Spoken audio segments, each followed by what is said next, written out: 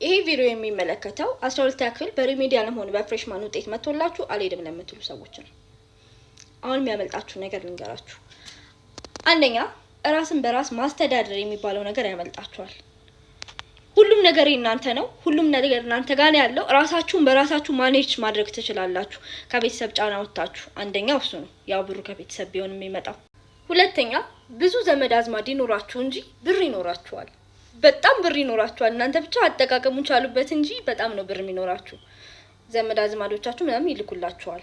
ሶስተኛ የግል ዩኒቨርሲቲዎች ላይ ሄዳችሁ ከምትማሩት ይበልጥ መንግስት ዩኒቨርሲቲዎች ላይ ታገኛላችሁ። አንድ ሁለተኛ ደግሞ ትልልቅ ፕሮፌሰሮችን፣ ትልልቅ ነገሮችን፣ ትልልቅ ሰዎችን የመተዋወቅ ቻንሳችሁ ከፍ ያለ ነው።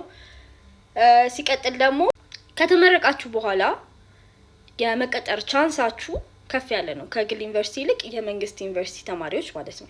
አራተኛ ብዙ ሰዎችን ትተዋወቁበታላችሁ። በዶርም በክፍል በተለያዩ ቦታዎች ብቻ ብዙ ሰዎችን ትተዋወቁበታላችሁ። ከብዙ አይነት ባህል ጋር ከብዙ አይነት ሃይማኖቶች ጋር እና ከብዙ አይነት የሆነ ዳይቨርሲቲ የሆነ እንትን አለ እና ደስ ይላል። እሱም ትተዋወቃላችሁ።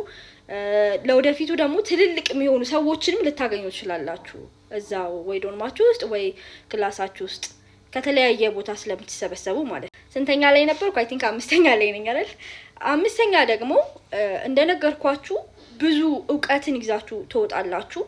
ሀገር ታያላችሁ። ገባችሁ አይደል? አሁን እኔ አዲስ አበባ ነው የምኖረው። ድሬዳዋ ባልሄድ ኖሮ እኔ ማውቃት አዲስ አበባ ነበር። ድሬዳዋ ግን ስለሄድኩኝ አሁን ድሬዳዋን አውቃታለሁ። ሁለተኛ ሀገራችሁ ትሆናለች የምትሄዱበት ሀገር ማለት ነው።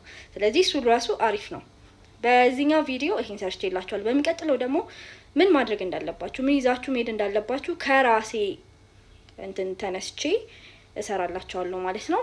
እስከዛው ድረስ ግን ቻው። ከወደዳችሁት ላይክ እያደረጋችሁ ከዛ ኮሜንት አድርጉና የምትፈልጉትን ጥያቄ መጠየቅ ትችላላችሁ። ባይ